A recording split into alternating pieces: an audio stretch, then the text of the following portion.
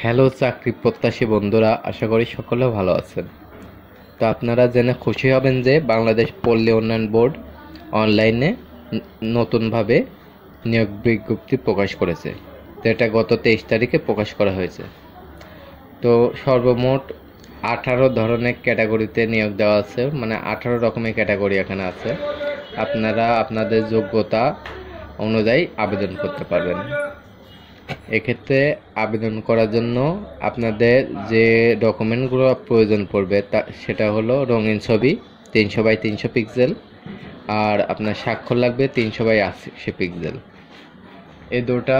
আর আপনার পড়াশোনার যাবতীয় ডকুমেন্ট প্রয়োজন পড়বে যখন আপনি এটা পূরণ করতে যাবেন।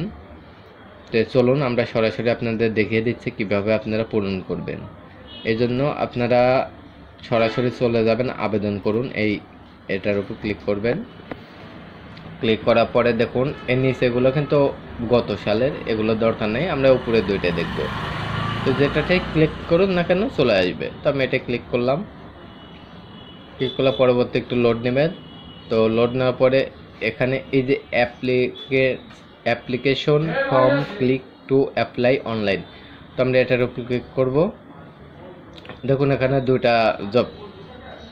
আর একটা কথা বলে রাখি যে আপনার বাংলাদেশ রুরাল ডেভেলপমেন্ট বোর্ড দুইটা কিন্তু নিয়োগ বিজ্ঞপ্তি প্রকাশ করেছে। তো এক্ষেত্রে একটা প্রকাশ করছে আপনার যারা মানে বড় পোস্টে আছে বা কর্মকর্তা পদে আবেদন করবে তাদের জন্য, আর একটা কিন্তু তার চেয়ে নিম্ন পর্যায়ে যারা আছে তাদের জন্য। এক্ষেত্রে এটা যদি আমরা ক্লিক করি তাহলে দেখুন বড় যে পোস্টগুলো আছে সেগুলো কিন্তু এখানে দেওয়া আছে। তো আমরা এটা করব না, আমরা নিচেরটা যাচ্ছি। নিচেরটায় আসার পরে দেখুন এখানে 18টা ক্যাটাগরি দেওয়া আছে, আপনাদের পছন্দ অনুযায়ী আপনারা একটা সিলেক্ট করে নেবেন। তো আমি আপনাদের দেখানোর জন্য নর্মাল একটা দেখাচ্ছি, স্টোর কিপার। এখানে premium member of all job নো করে দেবেন।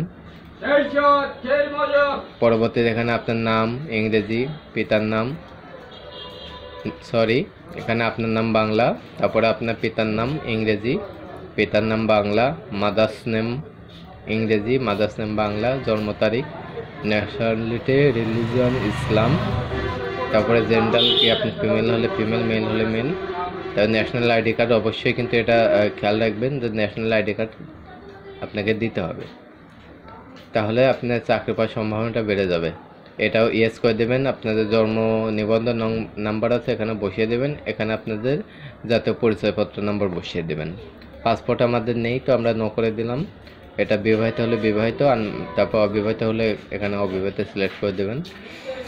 মোবাইল নাম্বার দেবেন, তো সেম মোবাইল নাম্বার দেবেন, কনফার্ম মোবাইল নাম্বার। ইমেল দিতে হবে, কোটা থাকলে কোটা দেবেন, না থাকলে নেই, not applicable. Department not applicable.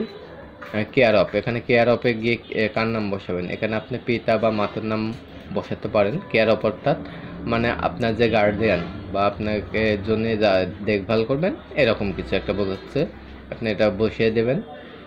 আপনি পিতার নাম যাই হোক সেটা বসিয়ে দেবেন। এখানে ক্যাপচাটা পূরণ করে এটার উপরে একটা টিক দিয়ে সাবমিট করে দেবেন। তাহলে আপনার কী হবে, আবেদনটা হবে না, কিন্তু আবেদনটা কিন্তু ঝুলে আছে। এটার জন্য আপনাদের আবেদন কনফার্ম করার জন্য কী করতে হবে, এর পরবর্তী আপনার ছবি এবং আপনার সিগনেচার আপলোড করতে হবে। যেহেতু আমি কোনো কিছু পূরণ করিনি, সাবমিট দিলেও কিন্তু আসবে না। তো এটা হওয়ার পরে কী হবে, আপনাকে একটা ইউজার নেম দিবে, স্পেস ইউজার আইডি। ওই যে আপনি আবেদন করার পর যে ইউজার আইডিটা পাবেন আপনার ফর্মের উপর লেখা থাকবে, ওই ইউজার আইডিটা দিয়ে আপনি 16,222 নম্বরে পাঠিয়ে দেওয়ার পরে একটা SMS দেবে।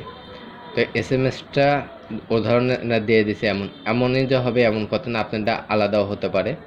কিন্তু প্রথমে খেয়াল রাখবেন BRD এটা কিন্তু লিখতেই হবে। তারপর আপনি SMS থেকে যে ইউজার নেম ব্যাক আসবে এটা কিন্তু এই যে ABCD আকারে দিয়ে রাখছে এখানে বসিয়ে দেবেন, সেন্ড করবেন 16,222-এ।